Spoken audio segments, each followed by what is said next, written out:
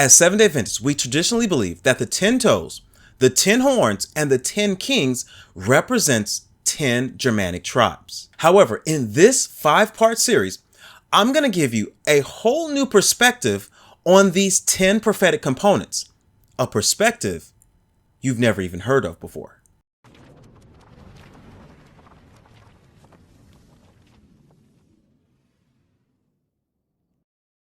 As Seventh-day Adventists, we traditionally believe that the 10 toes found on Nebuchadnezzar's image, the 10 horns that stood before the little horn, and the 10 kings that come at the end of the world represents 10 Germanic tribes that would later on become what we know today as modern-day Europe. Now, in case you're unfamiliar with these Germanic tribes, what I want you to understand is that in the 5th century, the Roman Empire was bombarded by tribes of individuals living north of its borders. The reason for this bombardment was because of an Asiatic tribe called the Huns. And these Huns began attacking the other northern tribes, which forced them to flood into the Roman Empire seeking shelter. Eventually, these tribes would cause the downfall of the Western Roman Empire, which most historians place around the year 476 AD. However, the Eastern Roman Empire, or what was called the Byzantine Empire, would continue for approximately 1,000 years afterward. Now, what you must understand is that there are many Christians who believe that 10 of these Germanic tribes represents the 10 toes on Nebuchadnezzar's image, the 10 horns that stood before the little horn, and the 10 kings that come at the end of the world. According to Uriah Smith, a respected Seventh-day Adventist author and Daniel and Revelation commentator, these 10 tribes represents the Huns, Ostrogoths, Visigoths, Franks, Vandals, Suevi, Burgundians, Heruli, Anglo-Saxons, and Lombards. And this is the view of the 10 horns or the 10 kings that I have believed for most of my adult life. And if you're a Seventh-day Adventist, this is the view that you most likely have been taught as well. However, after closely looking at this view of the 10 horns and studying it on my own, I realized that this view of the 10 horns or 10 kings is actually problematic. Now, here you must understand that the Seventh-day Adventist Church doesn't have an official position on these 10 kings or 10 horns or 10 toes, nor is the Germanic tribe interpretation unique to the Adventist Church. You see, there have been other believers that have also historically believed that these 10 toes or 10 prophetic components also represented 10 Germanic tribes. For example, in E.B. Elliott's book, Hooray Apocalypticae, he says the 10 horns are the Anglo-Saxons, the Franks, the Alemanni, the Burgundians, the Visigoths, the Suevi, the Vandals, the Ostrogoths, the Bavarians, and the Lombards. In Nico Machiavelli's book, The History of Florence, he says that the 10 horns consisted of Zeno, reigning in Constantinople, commanded the whole Eastern Empire. The Ostrogoths ruled Messia and Pannonia. The Visigoths, Suevi, and Alans held Gascony in Spain. The Vandals, Africa. The Franks and Burgundians, France. And the Heruli and Turingi, Italy. Ladies and gentlemen, it appears to me that if you were to ask 100 Bible scholars for the meaning of these 10 horns, you'll almost certainly get 100 different answers. However, the list provided by Uriah Smith is the list that is commonly taught in the Seventh-day Adventist Church today. And it is the list that you will typically hear during our Daniel and Revelation seminars. However, what you need to understand is that even among Seventh-day Adventists, there wasn't a consensus on the identity of these 10 Germanic tribes. Notice what it says in Ellen G. White, The Lonely Years. It says, unfortunately, the discussion on the 10 kingdoms, whether the Huns or Alemanni constituted one of the kingdoms, took on the form of a debate and dragged over a period of several days. Jones, I think that's A.T. Jones, held for the Alemanni, and Smith, which is Uriah Smith, stood for the Huns, as in his original list published in Thoughts on Daniel and the Revelation. Now, from this account, I want you to understand two things. Number one, Ellen White never provided the identity of the 10 Germanic tribes. This reveals to us that most likely Ellen White didn't have any specific light on the specific identity of these 10 prophetic components.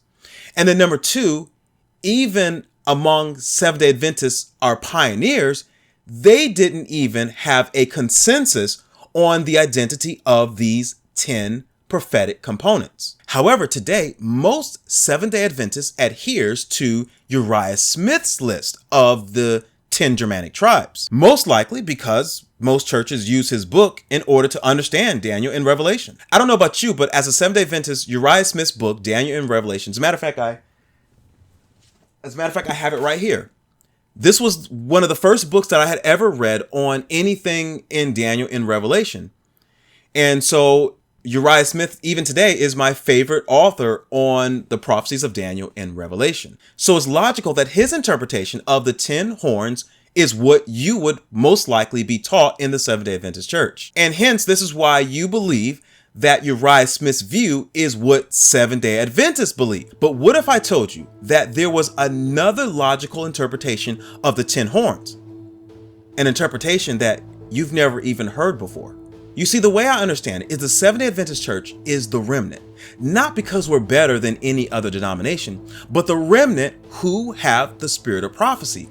And if we have the spirit of prophecy, this means that the Seventh-day Adventist Church should be geared towards understanding all prophecy that is going to occur at the end of the world. And so it behooves us to ensure that whatever we teach on the prophecies of Daniel and Revelation, we have to make sure that it is logical and accurate. And this is why I believe that God is now revealing to us the true meaning of the 10 toes or the 10 horns or the 10 kings found in the books of Daniel and Revelation. And now I'm going to give you the same understanding that God has given me. I'm going to give it to you right now. What I need you to understand is that in the year 2021, my family and I took a vacation and we went to our nation's capital, Washington, D.C. We rented a small 2-story home. One night, I decided to stay up and read the Bible. It was late and everyone was sound asleep. And I decided that I was going to read Daniel chapter 7. But my focus was on the little horn and the 10 horns. You see, it was prior to this vacation that I discovered that there were other interpretations of the 10 horns. There were other tribes, there were other Germanic entities that could consist of these 10 Germanic tribes. And the fact that there was a potential that other Germanic tribes could make up the 10 horns and that Uriah Smith's list could possibly be incorrect kept bugging me. And I really wanted to ensure that the Seventh-day Adventist Church had the correct list. Now, prior to this vacation, I had created spreadsheets and documentation on every single Germanic tribe that infiltrated the Roman Empire, at least the ones that I could find. And I created a documentation from the big tribes to the little tribes, from the significant tribes to the insignificant tribes. I created a file on every single one that I could find. Now, understand that at this point, there was no question in my mind that the 10 prophetic components, the 10 toes, 10 horns, 10 kings, they represented 10 Germanic tribes. There was no doubt in my mind about that. However, I wanted to make sure that Uriah Smith's list was correct. And so I believe that they were 10 Germanic tribes, but I wanted to make sure that we had the correct list of 10 Germanic tribes. Now, as I'm lying in my bed reading, a thought suddenly flashed through my mind. And this thought was a whole new perspective on the 10 horns. It was a perspective that I had never heard of, nor had I ever even thought about it before. And I'll be honest with you, when I first received this thought, initially, I thought it was absurd. As a matter of fact, I can remember chuckling under my breath as I thought, man, Tor, it must be really late. You're coming up with all type of strange theories. So I tried to dismiss the thought. However, the more I tried to dismiss the thought, the more I kept thinking about it. So I went to bed that night thinking that, you know what, when I get back home from vacation, I'm really gonna flesh this theory out and I'm gonna prove that this theory is incorrect. Well, when I got back from vacation, I started heavily researching this theory. I sat down with commentaries, research papers, Ellen White, notes. I drew charts. I created Excel spreadsheets trying to decipher if I was just in my own head or was God actually communicating to me. And the more I researched this, the more I began to realize that maybe this idea wasn't so funny after all. And maybe, just maybe, God was communicating to me something that I had been searching for, something that I had been asking for. The truth.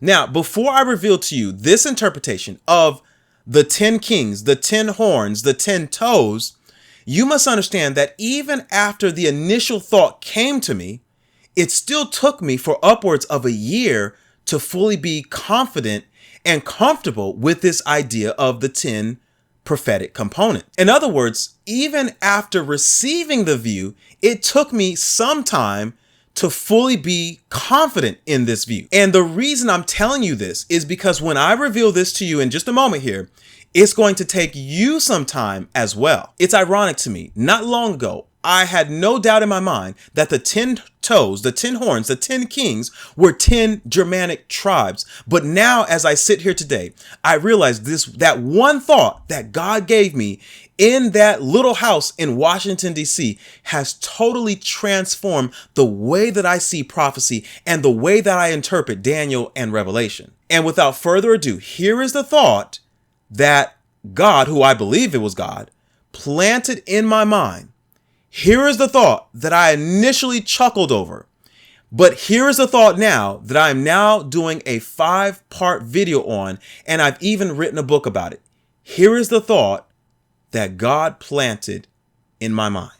Now, as I'm lying in bed, I reminded myself that the 7 heads, not the 10 horns, not the 10 kings, but the 7 heads in Bible prophecy represented 7 world empires or 7 world governments that have persecuted God's people from the time God called himself a people all the way until the end of the world. We remember that the 7 governments were the Egyptian government, the Assyrian government, the Babylonian government, the Medo-Persian government, the Greek government, and the pagan and papal Roman governments. 7 governments, 7 heads. Then God revealed this thought to me.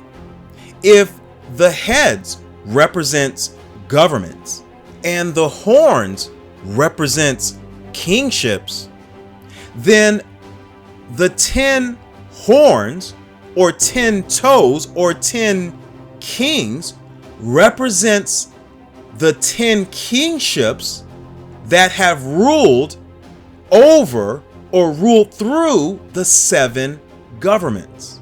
In other words, the 10 kings are the rulers for the 7 governments. Now, you don't quite see it yet because I didn't quite see it yet.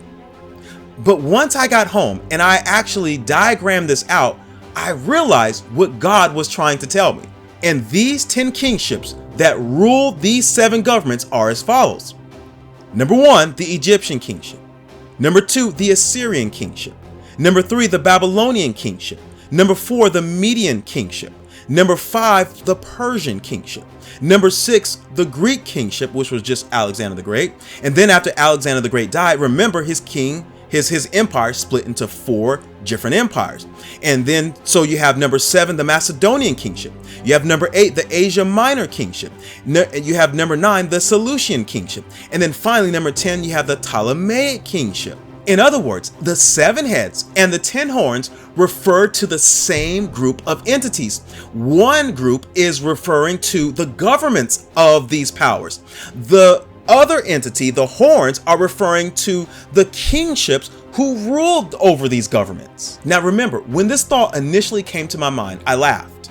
And I'm quite certain that some of you are watching this and you're chuckling. And that's okay. Remember, this is a 5-part series. But by the grace of God, once you listen to the next 4 videos, you're going to see that there is a whole new perspective on Daniel and Revelation that we have yet to uncover. Now, ladies and gentlemen, the next 4 videos, I'm going to give you the names of the next 4 videos. We're going to look at the 10 toes and the clay found in the feet and toes of the image in Daniel 2. We're going to look at the 10 horns and the little horn in Daniel 7 and 8. We're going to look at the 10 kings and the king of the north in Daniel chapter 11. And then finally, last but not least, we're going to look at the 10 kings and the beasts in Revelation 12, 13, and 17. I'm the Seventh-day Adventist Watchman, and you're in the process of learning the true meaning of the 10 toes, the 10 horns and the 10 kings in Bible prophecy.